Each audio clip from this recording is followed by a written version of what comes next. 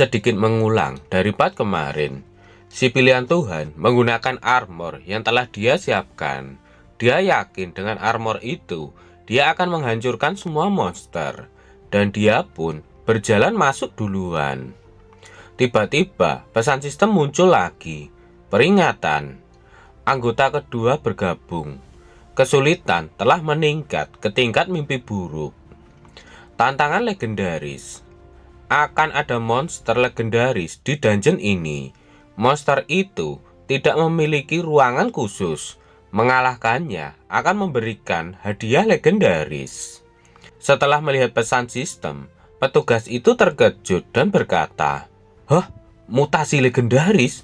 Bahkan dengan skor keberuntungan 300 poin, kemungkinannya masih hanya 0,01%.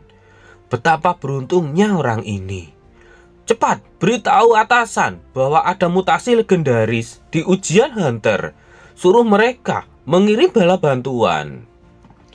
Terlihat ada 2 gerbang abis. Di sisi gerbang abis level mudah. Di sana Yautong sedang memberikan semangat kepada para pelamar sertifikat agar mereka bersemangat dalam melakukan ujian mereka walaupun di level yang mudah. Dan ternyata motivasi dari Yautong itu pun berhasil membakar semangat mereka semua dan mereka bergegas masuk ke dalam abis. Namun sebelum memasuki abis, Yautong melihat ke arah gerbang abis yang dimasuki oleh Yeking. Yautong berharap Yeking bisa kembali dengan selamat. Panel berpindah di tempat Yeking. Si pilihan Tuhan kesal karena saat dia membuka pintu, dia mendapati tempat itu bagaikan rumah yang sangat besar dan hampir mirip seperti rumah besarnya yang berukuran 18.000 kaki persegi. Saat ini di hadapan mereka ada 2 buah patung yang sangat besar. Si pilihan Tuhan terus saja mengumpat kesal. Dia bertanya, kenapa ada patung-patung bodoh di sana?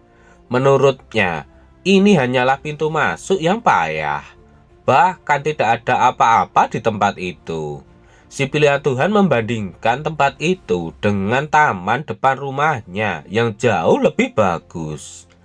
Yeking menjelaskan jika tempat ini adalah ruangan bos. Si pilihan Tuhan tak percaya kalau tempat ini adalah ruangan bos. Dia tak percaya karena begitu mereka membuka pintu, mereka langsung disambut dengan ruangan bos. Seperti yang diduga, kedua patung itu bergetar dan langsung membuat si pilihan Tuhan sangat terkejut. Pesan sistem memberitahukan jika monster itu tidak pernah mati. Serangannya sangat cepat dan menyebabkan kehilangan cairan merah permanen. Monster itu sangatlah kuat. Dalam hati Yeking, tentu saja mereka mendapat 4 atribut. Ini benar-benar menunjukkan jika ini dungeon tingkat mimpi buruk. Orang-orang ini kelihatannya sulit untuk dihadapi. Aku akan memanggil laba-laba di depan monster untuk menarik perhatiannya, lalu menggunakan keunggulan kecepatanku untuk berpindah di belakang mereka. Para kesatria kemurnian memiliki banyak baju besi di bagian depan mereka, dan kelemahan mereka ada di bagian belakang mereka. Oleh karena itu, aku tidak bisa menggunakan Berserk sekarang. Selain itu, aku harus menyerang kelemahan mereka terlebih dahulu. Akhirnya, sembari melompat ke arah patung itu, Yeking mengangkat daggernya dan juga memanggil laba-labanya untuk mengalihkan perhatian patung itu. Namun sebelum berhasil memanggil laba-labanya, tiba-tiba si pilihan Tuhan menabrak dan mendahului Yeking sehingga membuat Yeking terjatuh ke belakang. "Matilah! Kalian semua harus mati! Sialan! Aku tidak akan membiarkan kalian mendapatkan jarahan yang dijatuhkan oleh bos. Hari ini, kalian akan melihat apa yang disebut Raja Penghancur," teriak si pilihan Tuhan sembari melesat ke arah 2 patung itu. Si pilihan Tuhan terlihat sangat berani, maju langsung tanpa persiapan untuk menghadapi dua bos dari depan. Yeking sangat heran melihat kelakuan dari si pilihan Tuhan itu yang bertindak gegabah. Si pilihan Tuhan melompat tinggi ke arah salah satu patung dan bersiap menebasnya dengan dua pedang yang sudah dia siapkan di kedua tangannya. Namun salah satu patung itu juga sudah bersiap mengambil kuda-kuda untuk melakukan serangan balik. Sesuai dugaan netizen, si bodoh itu tergeprek oleh pedang besar patung itu. Si pilihan Tuhan mulai didorong dan terlempar sangat keras ke lantai hingga membuat lantainya hancur. Tak disangka, ternyata si pilihan Tuhan masih baik-baik saja. Namun dia heran, kenapa pukulan monster itu sangat kuat hingga membuatnya terlempar jauh. Yeking kagum dengan pertahanan si pilihan Tuhan. Yeking menduga kalau armor itu yang sepertinya memperkuat pertahanannya. Tapi sungguh ajaib karena armornya tidak hancur karena tembakan kesatria kemurnian. Tiba-tiba Yeking menyadari jika patung itu mulai bergerak. Dan patung itu bergerak ke arahnya. Patung yang ini membawa kapak di kedua tangannya. Begitu Yeking masuk dalam jangkauan serangannya, patung itu langsung menyerang Yeking. Namun gerakan Yeking masih lebih cepat sehingga dia bisa menghindarinya. Namun karena sekarang monster itu menargetkannya, rencana Yeking pun menjadi hancur. Setelah itu, Yeking melompat tinggi ke atas. Namun, mata monster itu terus mengikuti pergerakan dari Yeking dan langsung kembali menyerang Yeking. Hampir saja, Yeking tak bisa menghindari serangan itu karena dia masih berada di udara. Namun karena kelincahannya, Yeking pun berhasil menghindarinya. Monster itu terus saja menyerang Yeking, bahkan dimanapun Yeking melompat ataupun saat berada di bawah, monster itu terus menyerangnya. Pada serangan terakhir, ternyata serangan itu juga mengenai si pilihan Tuhan. Yeking harus berhati-hati dalam setiap gerakannya.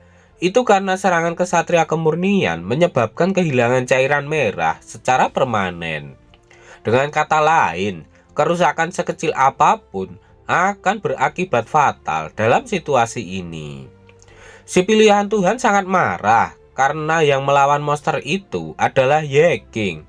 Namun, mengapa dia juga terkena serangannya?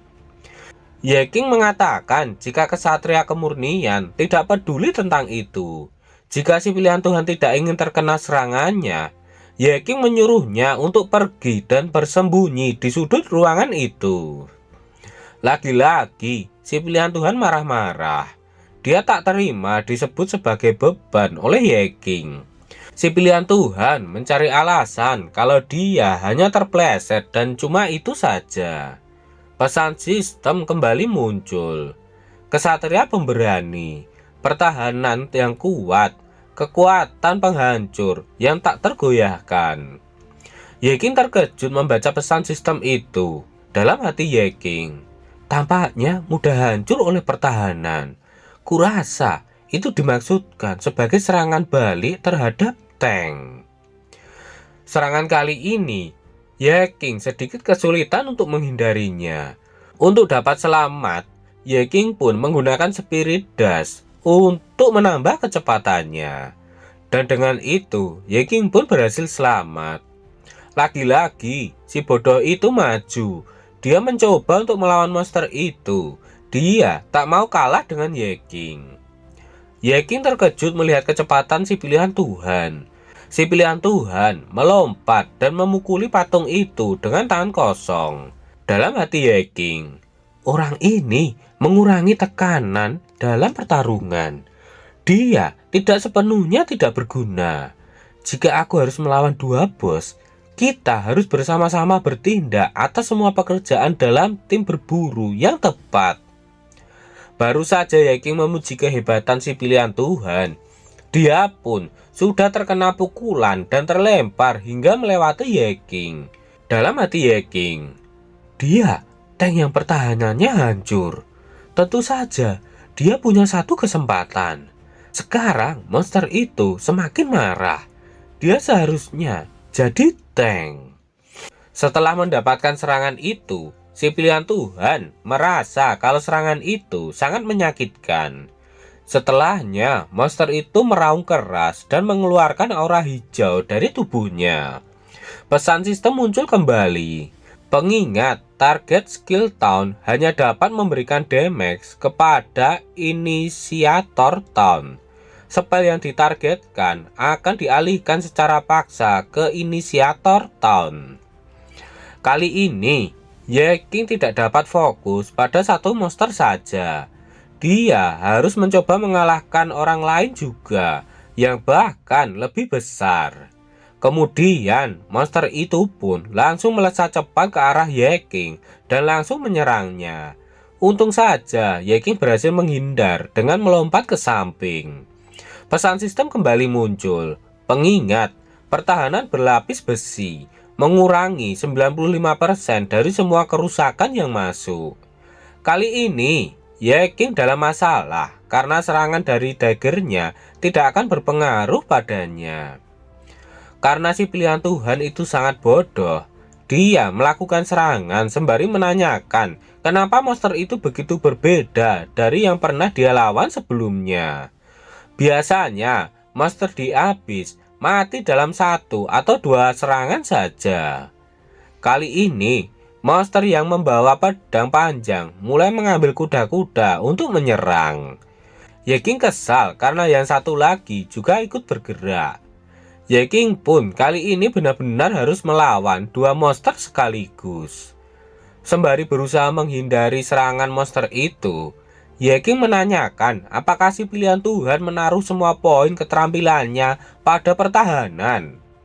Ye King menanyakan itu karena si pilihan Tuhan tidak punya serangan sama sekali. Selain itu, Ye King juga bertanya bagaimana si pilihan Tuhan bisa naik level begitu banyak tanpa menyerang. Si pilihan Tuhan mengatakan jika itu semua karena keterampilannya. Saat mengatakan itu, si pilihan Tuhan tidak menyadari salah satu monster itu sudah bersiap menyerangnya. Ye King berteriak dan mengatakan jika jangan sampai terganggu di tengah pertarungan. Untung saja si pilihan Tuhan masih sempat berlari dan menghindari serangan itu. Namun saat berlari, dia tersandung dan terjatuh tepat di hadapan Ye King. Ye King menjelaskan jika gaya bertarung si pilihan Tuhan yang hebat itu bertentangan dengan baju besinya yang sangat berat. Tentu saja gerakannya akan sangat terbatas.